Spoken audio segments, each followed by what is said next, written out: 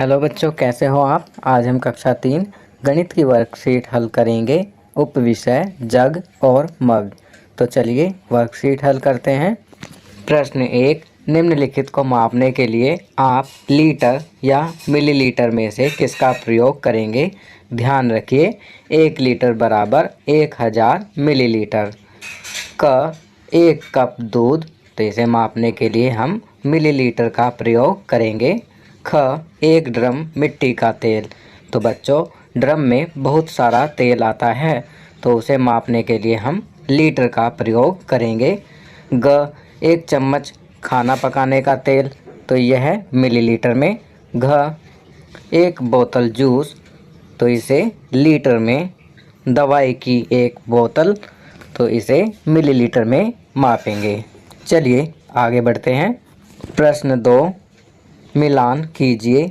क 500 मिलीलीटर, तो इसका मिलान करेंगे मिल्क पाउच से। ख 500 लीटर, तो इसका मिलान करेंगे पानी की टंकी से।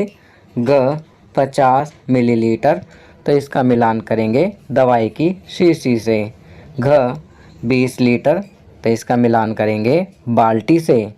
ड़ 1 लीटर, तो इसका मिलान करेंगे पानी की बोतल से। चलिए आगे बढ़ते हैं।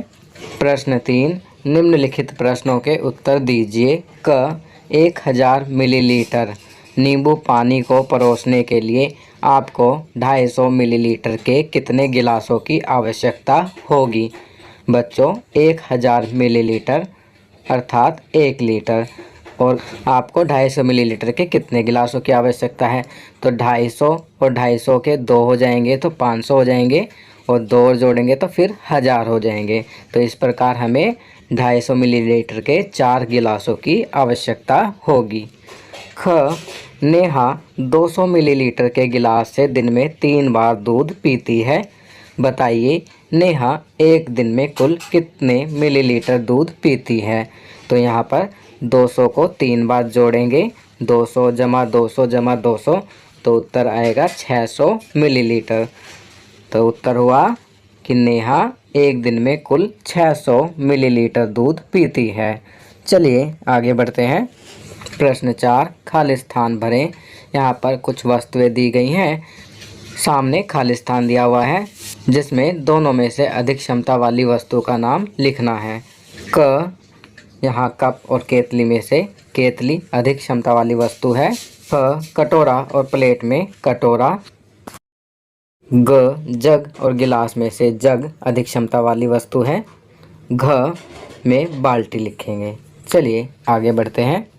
जीवन कौशल, अपनी बैंक पासबुक के प्रथम पेज को देखें। इस पर दी गई जानकारी को नीचे लिखें।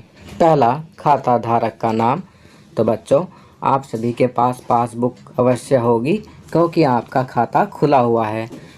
विद्यालय में जो भी राशि दी जाती है वह खाते में ही आती है। तो आप अपनी पासबुक का पहला पेज खोलेंगे और उस पर ध्यान से देखेंगे तो आप पाएंगे उस पर खाता धारक का नाम होगा। दूसरा, बैंक का नाम। बैंक का नाम जैसे union bank, state bank, Punjab national bank, तो जो भी आपके बैंक का नाम है आप उस बैंक का नाम लिखेंगे। मैं यहाँ काल्पनिक तौर पर लिख रहा हूँ, जैसे खाता धारक का नाम राहुल, बैंक का नाम यूनियन बैंक, बैंक की शाखा, तो आपका वो बैंक कहाँ पर है वह लिखना है आपको। मैं यहाँ लिख रहा हूँ शास्त्री नगर। चौथा, खाता धारक का पता, तो यहाँ पर आपको अपना पता लिखना है, तो मैं यहाँ पर शास्त्री नगर ही लिखूँगा। आप जहाँ पर रहते हैं आपको अपना पता लिखना है। पांचवा, IFSC कोड, यह 11 अंक का कोड होता है, तो इससे आप पासबुक में देखेंगे तो यह 11 अंकों का होगा। मैं यूनियन बैंक का लिख रहा हूँ UBIN। फिर इसके बाद कुछ डिजिट्स की जगह मैंने काटा का निशान लगाया है और मैंने इस प्रकार इसमें कुल 11 अंक बना दिए हैं। छठा, आपके अकाउंट में कुल कितने अंक हैं। तो बच्चों यह हर बैंक के अलग अंक होते हैं।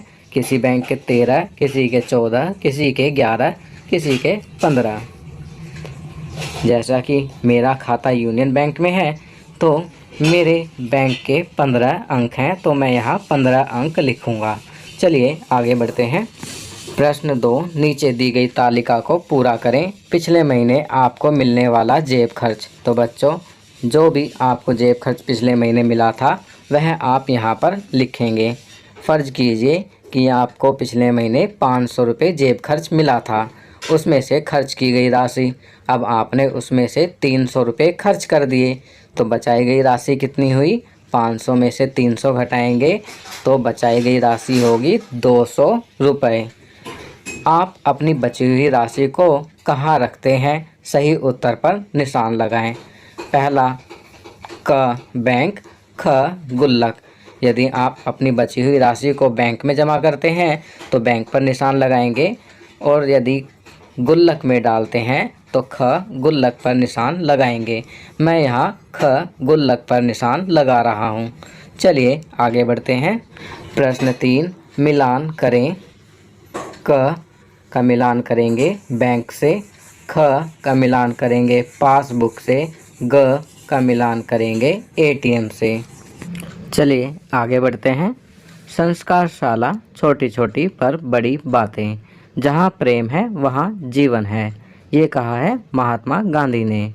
खाना पीना अपने घर पर बनाई जाने वाली चटनी, दही, लस्सी, छाछ इत्यादि को आहार में शामिल करें और उनको बनाना सीखें।